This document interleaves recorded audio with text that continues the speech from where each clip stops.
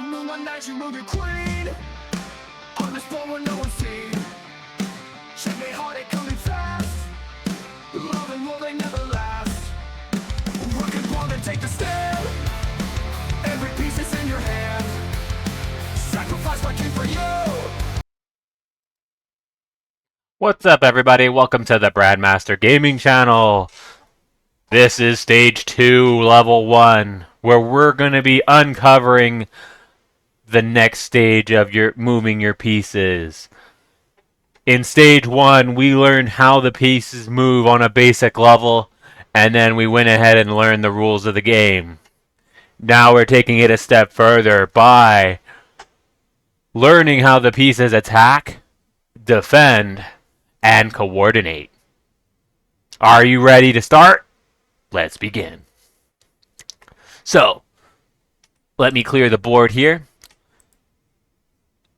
Now, what we learned from stage 1 is the rook can move any number of squares going up, down, left, and right. Now, we're going to take that, we're going to add a layer of information to that. So, what you need to understand is that every square the rook can move to is also being attacked, defended, and controlled. This square is currently being attacked by your rook. If any piece moves onto that square, then you have the opportunity to take it or defend it. If it's your own piece, you're defending it. If it's your opponent's piece, you're attacking it. And when there's no piece there, you're controlling it. That's how you got to think about it when you're looking at the game. I'm controlling this square with one piece right now. Now, if I put the queen on the board like this, look at all the squares. This square right here is now being controlled twice because the queen goes this way. So now both pieces share two pieces are working together to control one square. And that's how coordinating your pieces work. You utilize your pieces to work together to either attack a square, you can attack a piece, you can also defend. If you want to build a more solid position starting out, you can focus more on defense and getting your pieces in the game, and it will it works both ways. You can attack, you can defend, and you can coordinate. Now, there is a special rule in chess called castling. So, in this position right here, if there's no pieces in between the king and the rook, and the king hasn't moved yet, you have the ability to what's called castle. Basically, your king is going to get into safety behind his castle. Remember, the castles are kind of what protect the kingdom. So here, the king has the ability to tuck away and hide in his castle. To do that, the king always moves over two squares in the direction of the rook. And it can go both ways. So he can either castle this way, and he would move two squares, 1, 2. So he would go here, and the rook would wrap around right next to it like that. And this is what castling looks like when it's on this side of the board. If I wanted to castle on the other side of the board, I would again go two squares over to the right, and then the rook would wrap around right next to it. Now, if you notice, this way of castling has the benefit of putting the rook into the game early, but your king is a little bit more vulnerable. So it's a little bit more of a double-edged sword if you castle this way, and as you get more familiar and level up, you'll start to recognize when each one is better. Now, one last detail. If there's a piece that is attacking one of the squares your king needs to go through to castle, then you cannot castle. So if I put this bishop here, for example, This bishop is currently attacking all of these squares. He's controlling those squares. So, if my king wanted to castle this way, he would cross the square being attacked by the bishop, and that can't happen because the bishop would just take the king and win the game. Even if it's your move, technically if you cross one of his squares, you have a chance to take. It's kind of like the en passant rule. If a piece crosses your attacking square, you have an opportunity to take it, even if it's technically moving past it in that turn. Now you still can castle this way because there's no bishop blocking the king. You just can't castle this way. Now, one thing you can do is you can like try to build up a structure like this and block out the bishop, where then maybe you can castle. And there's lots of different, and this is a way, see, this is an example of coordinating your pieces to accomplish something. You really wanted to castle, so you decided to put your pawn structure in a way where they can't really do anything about it, and that would allow you to castle. And now we're going to touch on a very important part of the game, which is understanding the point value of the pieces. See, every piece starting out has a point value, which signals how important that piece is in the game. So, the pawns are worth 1 point. Knights and bishops are worth 3 points. The rook is worth 5 points. And the queen is worth 9 points. And the king is invaluable because you'll lose the game if you lose the king. So, it's very important to remember the point values here, because understanding the point values will allow you to make better decisions on what pieces to take and what pieces to trade, and your overall there's a lot of strategy involved with attacking pieces of higher point values, because on one hand the queen is the strongest piece, right? Because it can go in a lot of different directions. But that actually makes it one of the most vulnerable pieces in the game, because you almost never want to lose your queen to anything lower value. So anytime you attack the queen with a knight, a bishop, a pawn, even a rook, that queen's going to be scared and want to run away a lot of the time. And that's kind of the reasoning why,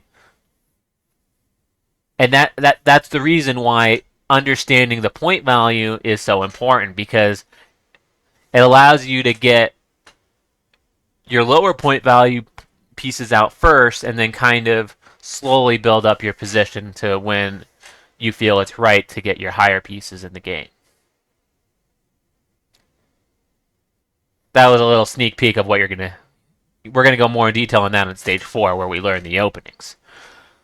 But that pretty much summarizes attack, defend, and coordinate. Now, I'm going to show you another resource here. It's right in the same section. So, under Lichess, this is how you learn how to move the pieces. Now, you could take it a step further and go into the fundamentals, and it'll show you different examples of how to take the enemy pieces, keep your pieces safe, learn how to check your king, getting out of check. There's a lot of cool little things you can do here. See, this one is piece value. Understanding which pieces have more points and which ones have less points. If you're not sure right away, you should write it down. So that way you at least have something to look at as you play. I don't think writing down the point value will hurt online. Over the board, you're not allowed to really write anything down, so... But we're learning online where it's safe to kind of just do things to help us improve. As long as you're not cheating, then you should be okay. Now, this is the chess basics. They also have a section for practice.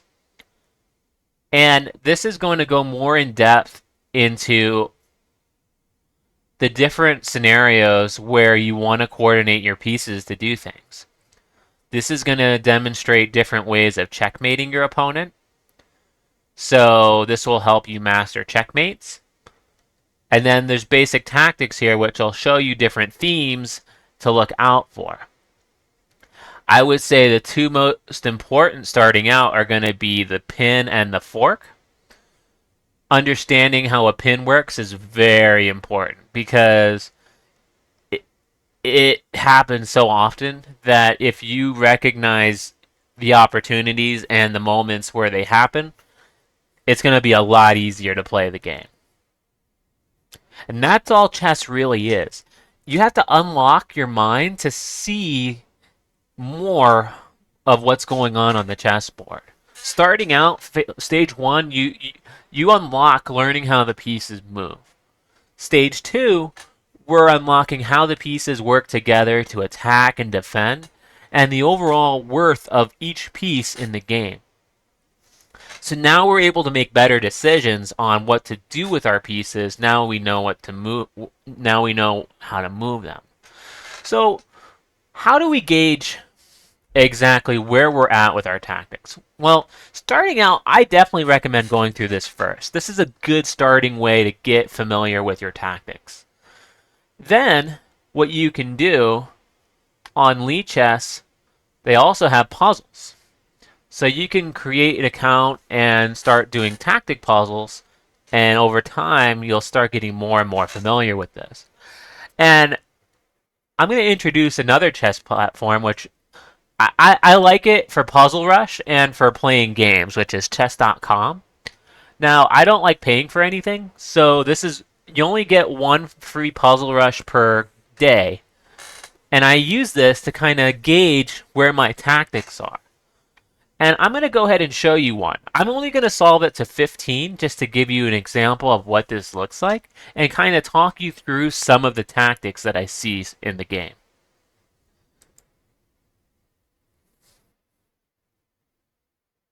All right. So whenever you look at a chess position, you should go through the same thought process every single move. What is going to be that thought process? Am I in check? Is the very first thing you should look at. Look at your king. Is there any pieces on the board currently attacking it? Right now, I don't see any. So then, the second part of that question is, are there any checks that I can do? So you look at this pawn, he can't really attack the king. None of our pawns can attack that king over here. Now, I do see that the queen can go to this square to attack the queen. Sorry, the queen can go there to attack the king, and also here to attack the king. So there's two checking squares that are possible here. So then you just pretend in your mind, okay, if I go ahead and play this, what are they going to do? If I go to the store, what am I going to buy? Am I going to buy some apples? Or am I going to buy grapes? Maybe I'm going to buy pizza. You know, it's the same thought process, only with pieces. And this is how you calculate. You say, well, if I go here, the king has to get out of check somehow. So either it has to move out of the way, which, if you pay attention, the king would have two squares it can move to, either here or here. The other option is they can block the check. They can move the queen to be in the way to where the check is no longer happening. So, and the key here is to try to focus on the checks that are the most forcing. If you notice with this check, it kind of left them with a lot of options. They can move here, they can move here, they can move here, they can move this guy. It's like there's way too many options for us to know what to do. When you go to the store, you want to know what you already want. You can't just go there and not know and just wing it, because you're going to buy way too much stuff and waste money, and it's not a good purchase. So, you want to really look for the checks that force them to do what you want. So when you look at this check, notice the king doesn't have any escape squares. Even if the king goes here, the queen can still capture it. And the queen can no longer block. Hey, you know what? That's checkmate. And that's how you win the game. All right. Same thought process. Are we in check right now? I don't see any pieces attacking our king right now. All these pieces are far away from our king. Do we have any checks? I see 2 of them. There's bishop check, and there's rook check. So if I play bishop check, there's nothing really defending my bishop. So he could take the bishop, and he also has 2 other squares he can move to. So that's not really forcing for me. Now, if I take the rook, number 1, I'm winning a piece. Number 2, it's with check, and it's attacking the king. If you can attack something and it be check and win something, it can be usually a good thing. It depends on the point value. If you take a second to look at the current pieces on the board right now, notice we don't have a queen. So we're missing 9 points. We're down 9 points right now. So even though we win the rook, we're still going to be down 4 points. And long term, whenever you're down points, you don't want to trade off all the pieces, because then in the end of the game, the side with the more pieces is going to win. So the general strategy is, if you're down points, you want to try to keep your pieces on the board and try to complicate the game to try to win some back.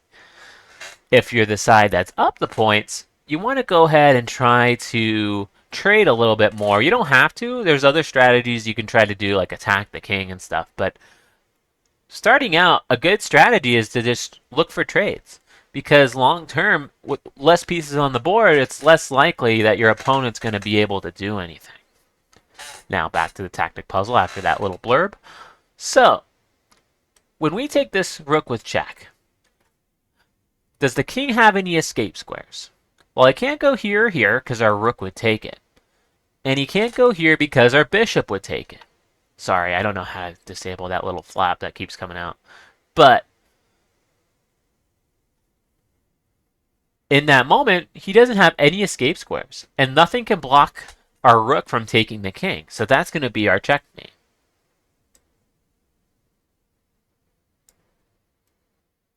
Okay, now this one is an ending. So basically, when it gets down to the end game, the goal is to usually get 1 pawn to the other side of the board to make a queen. So, if you notice, our king is currently in front of their pawn. So there's actually no way for him to force our king out of there. The king can't ever get onto a square that the king's occupying, because the king could just take the other king. So the kings are always kind of awkwardly looking at each other, but they can't ever get close to actually beat each other. So here, can we get our pawn to the other side of the board, or is their king going to catch us? Well, the way I like to look at it is, if I go here, they go here. If I go here, and it already looks like my pawn's too fast. They're not going to catch that pawn. So that's all I need to see. Their king can't get to their pawn can't queen, and ours is unstoppable. So now we just push it all the way and win the game. Alright, looks like we have a similar situation here. Now, our king is currently slowing down these 2 guys. So we need to try to make a pawn. They call it a passed pawn. A passed pawn is a term that we use to represent a pawn that is uncontested and can make a queen. So right now, these pawns are technically passed pawns because we can't contest them with other pawns. this pawn is still not a passed pawn because we have pawns that can stop it. Now the goal here is we need to make one of these pawns into a queen before these two pawns. So what we're going to do is we're going to go ahead and push this up. And we're basically going, if I go here and here, if he takes, I could just take back and then march my pawn up the board. And my king should be enough to slow him down enough to get my queen. And that's what we're going to do.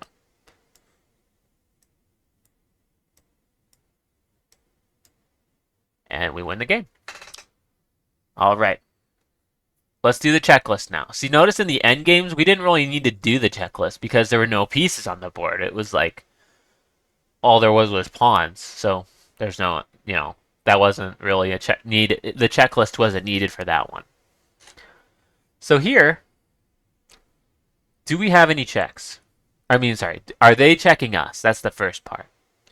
So right now, I don't see any checks against our king. This queen is close,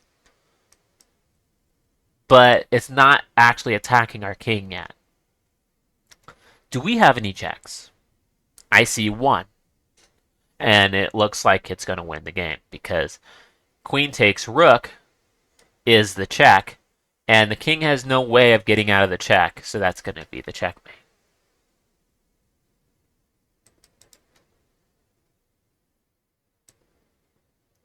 It's important to recognize how many pieces are defending each other. Notice, like, for example, this rook is currently defending this queen. So they're kind of working together to do things. But this rook is by itself. This is an undefended pawn. We call it a hanging piece. Sorry. Let me back up. That's a undefended rook. It's currently hanging. We call that, we say it's hanging whenever it's just out in the open and it's not defended. And it's very vulnerable to be attacked if your opponent doesn't secure it. So our opponent jumped the gun and moved their rook here to attack our queen, but they forgot that the rooks were actually defending each other in that moment. And since they moved the rook, this rook is just hanging now, and it hangs checkmate as well. So it's important to remember what pieces you're currently defending as you're making moves, because if you accidentally undefend your own piece, your opponent can take advantage of that and try to win if you let them. The game can be won and lost in any part of the game. Just because you're up, it doesn't mean you can't blow the game. You can easily throw your queen back or your rook back, or you can blunder a checkmate here, and that would be really bad for you. Like, if you take a moment to look at our position for a second, this rook is like, and our king are really trapped here. So if they took a moment to really get their pieces more if they didn't blunder here, they're probably actually doing really well. It's not really, I wouldn't say it's crushing yet, or it could be, I don't know. But from surface value, black could have still fought in this position and made it a harder game. But when you hang your pieces early on, that kind of just blows any chance you have. And that's the big thing when it comes to most beginners. I think up to about 1500 on like chess.com, for example, from 0 to 1500, you're going to encounter so many different ways that your opponents blunder. And they just do it for no reason. So if you can spot them and take advantage, you're going to gain points really fast. All right, enough of the rant. Let's come back. So right now, do they have any checks against our king? No. Do we have any checks? I see one. Queen here. And notice our bishop is defending our queen. If we look at this square for a second, the only defender of this square is the king. So if we put the queen here, if the king tried to capture our queen, we can take with the bishop and win the game. So this is checkmate. All right. Are we being checked? I don't see any. Do we have checks? Yes, I see a few potential checks. Now, if I do a check like this, notice he has a lot of options. He can go here, he can go here, he can go here. He can try to block. There's just too many options that I want to think about. So let's try to focus on the most forcing check that we can. And I think the most forcing is going to be queen here. Because the king can't go anywhere. And I don't see any way for him to block our queen out. So that's going to be checkmate. Okay. Is our king being attacked? Are we in check right now? I don't see it. Do we have any checks? Yes, I see one. Rook check. And I also notice this king, our king is currently blocking these two squares. Technically all three squares. So, if I put the rook here, the king can't get out. That's checkmate.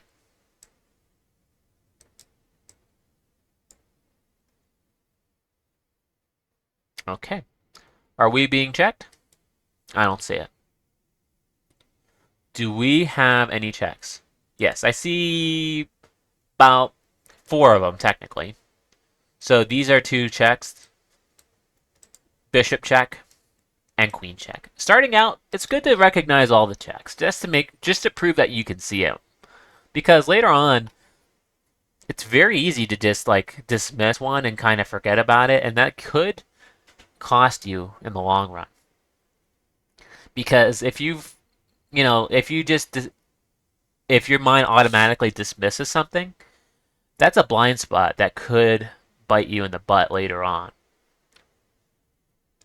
Anyways, here we're going to look for the most forcing check. I don't think these 2 knight moves will do it because the king has a lot of ways to get out of that. And also, it just loses our knight. If we go bishop check, same thing. They have a lot of ways to get out. Now, if we do it with the queen, I don't see any way for the king to get out. And I don't see any way for him to dislodge our queen.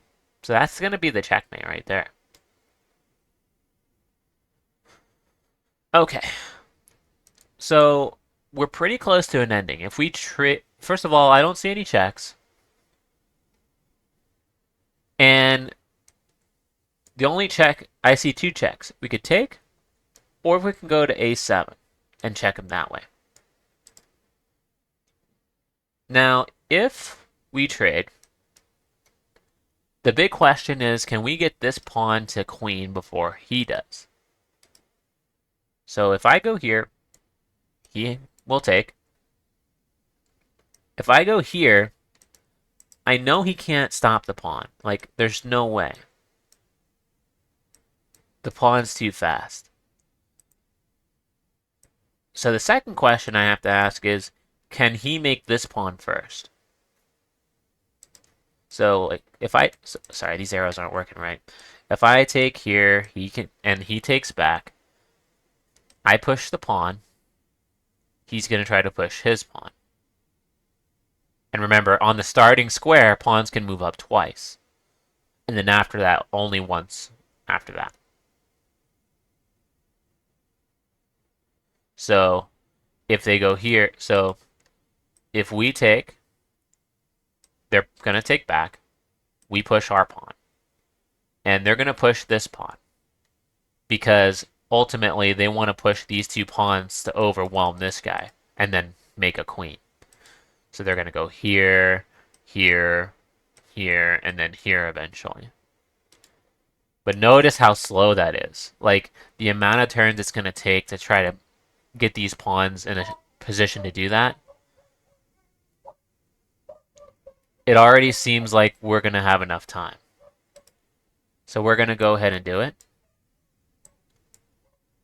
If you hear any dogs in the background, I apologize. They're a little silly and weird, and I love them, but, they're crazy. Alright, so that's what they're going for. But notice how slow it is. They have to mark each one individually. And that's where it ends. Okay, are we in check right now? I don't see it. Do we have any checks? Right now I see one. I see two checks. I see knight here, and I see knight here. It looks like if I put my knight here, it's just going to get captured. They have a pawn, a bishop, and a queen attacking that square. That's three of my opponent's pieces attacking. And if my knight moves there, the only piece defending is going to be the bishop. Usually, you need to have more attackers than defenders in order for an attack to work. So, the other check is going to be here. And the only piece defending it is going to be the queen. That's one defender. And we have one attacker, which is slash defender, which is the bishop.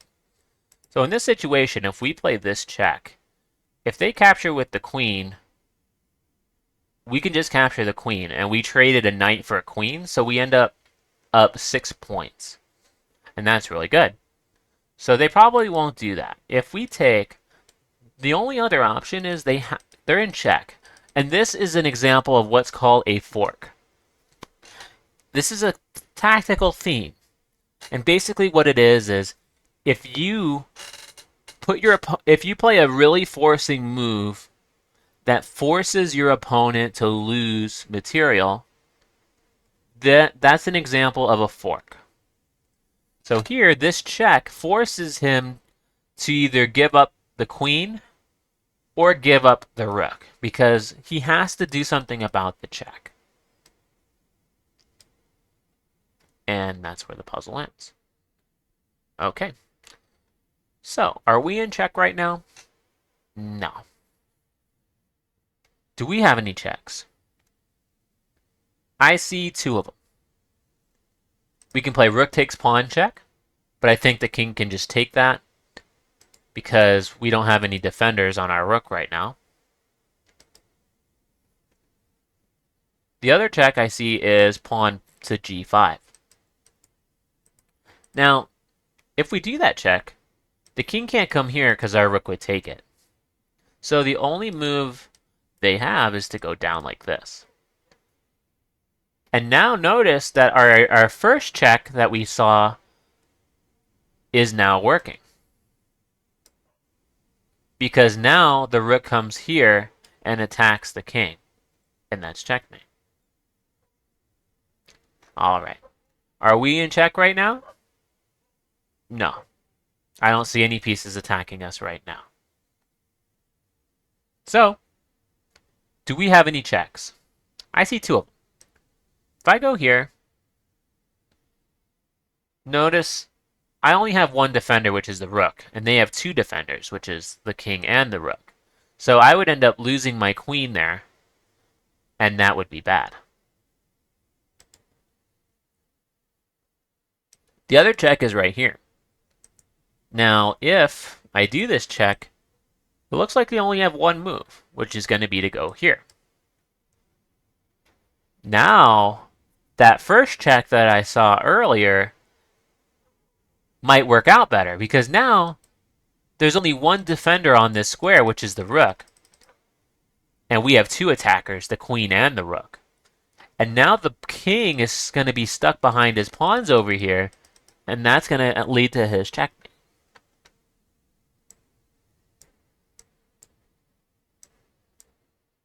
Boom. Okay. Are we in check right now? No. Do we have any checks? Yes, I see 2. I see queen takes pawn, but then they could just take with the rook. And we're going to be losing 4 points there, and that's bad.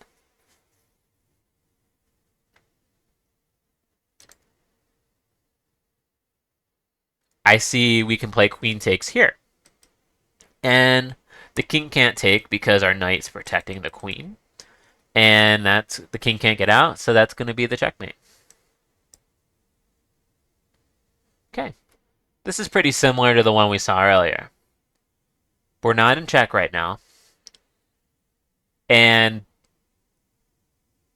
basically, if we go here, again, the rook and king will work together to take care of my queen, and I would lose material.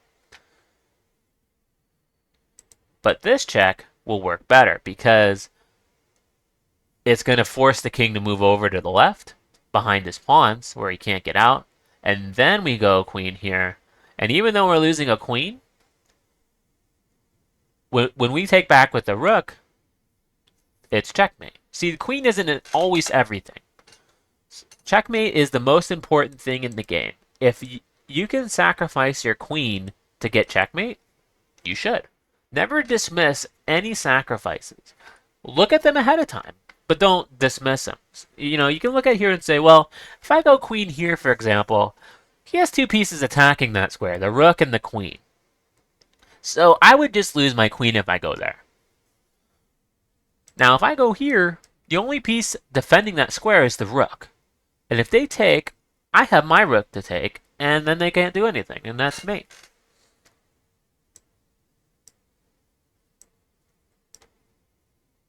And that's it. We're going to stop here. I think this is a good starting point for us, just to give you an introduction to tactics and how to coordinate your pieces. The last little thing I'll give you is how to coordinate your pieces in the ending. I'm going to give you a few little things you can do in the ending to help win the game when you get there. So, the first thing I'll give you is what happens if you have a queen and rook versus a king. So here,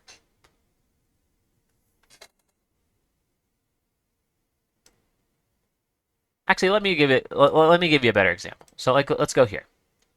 So you're in the endgame, and you have this rook and you have this pawn. And when you get your pawn to the other side of the board, you can change it to a queen. They're in check and they have to move. So what do you do now? How do you checkmate them? So the goal here is you want to force your king to one side of the board. One of these edges like this.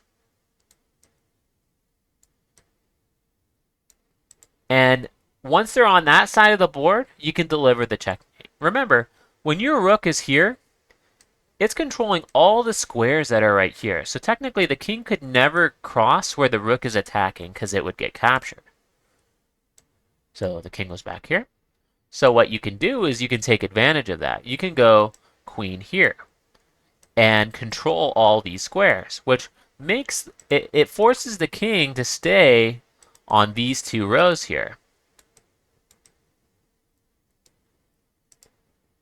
And then when the king moves, now you can put your other piece on this row.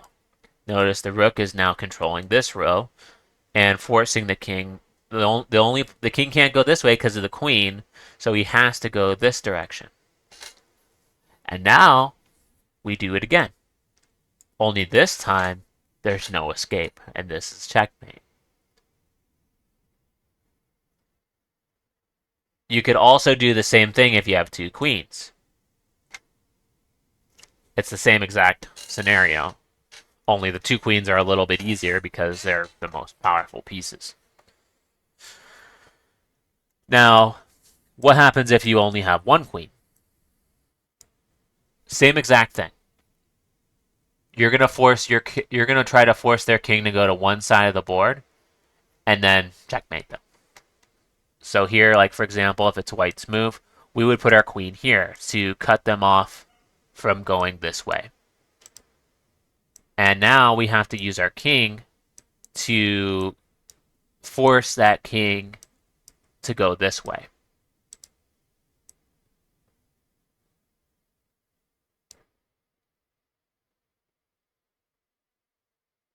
Okay.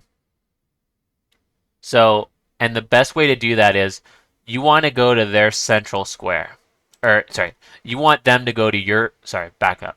You want them to go to your central square. What does that mean? So, the king has 3 squares that it controls this way. And you want to be the one, You want them to be the one to go into your center, where you're controlling all three of these squares in front of it. If the king were to go here, this is what you want. The king has gone into your central square. And in this moment, since your king is now controlling all three of these squares, because if the king is here, for example, and you try to force him up, he can get out by going this way. But when the king is here, he's controlling all three squares. So now the check forces him to go this way.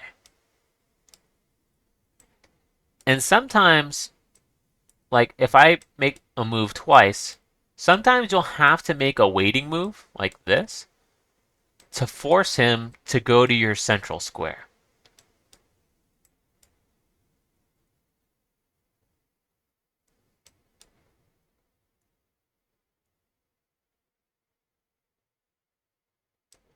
Okay. And when he goes here, now he went to your central square, and now you can force him up the board. So what you do here, like if I go here, it's going to be a little harder to chase him down. So I prefer going here because then either he has to go to the central square or he has to go here. If he goes here, he's forced into our central square anyways. And now he's on the edge of the board. So now we just go here. It doesn't even matter now because no matter where he goes, he's going to be stuck and we're going to checkmate him. And same thing with the rook. If we get down to a rook and king, it's the same exact strategy. We try to get him onto our central square. If I go here, he's just going to go this way. So I'm going to just make a waiting move. And eventually he's going to go into the central square and we force him up the board. And I'm going to move the king here because either he has to go to our central square or if he goes this way, eventually he's going to have to go to our central square anyways. And boom. I always move it one square to where either he goes back to our central square or eventually he'll have to go to our central square if he prolongs it. Now, if he goes this way and tries to attack our rook, because our rook only moves up, down, left, and right, so the king has the ability to attack the rook. But all we need to don't need to panic. You just swing the rook all the way to the other side. Still controlling the same row, but now he's far away from that king. And notice he has a chance to go here. And if we go here, he's going to go back and do the same thing. So all we do is a waiting move. We just go here. And now it forces him into that situation again where he will eventually have to go to our central square and get pushed back to the edge of the board. Now we go here. And if he tries to go here, we can just swing the rook over like this. And eventually, he's going to have to go to our central square, and that's going to be the checkmate.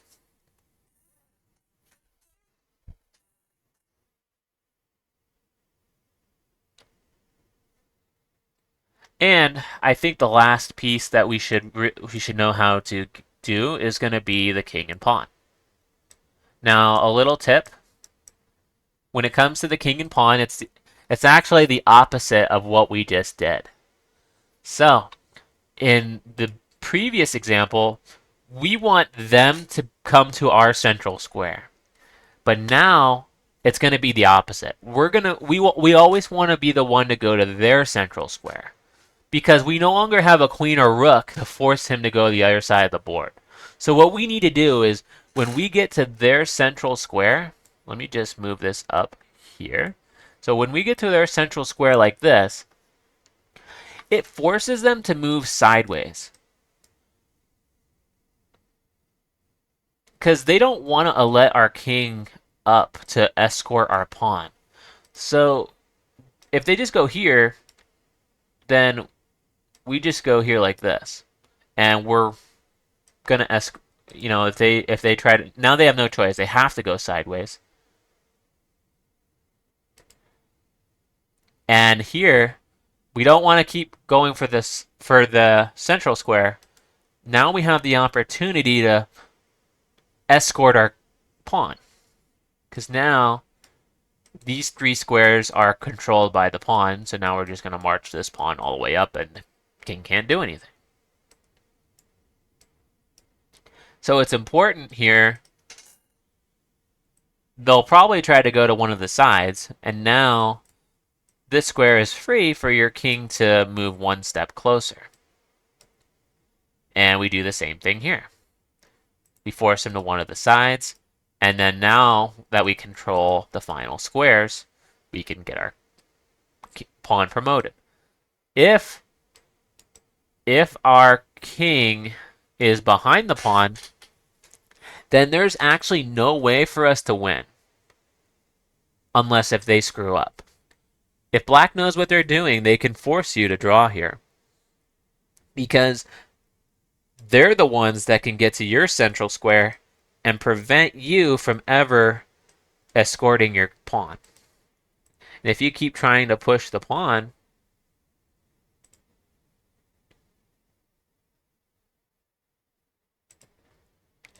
you just keep moving up like this.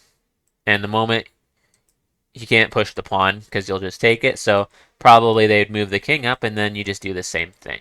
You get into their central square, and the only progress they can really make is trying to push the pawn.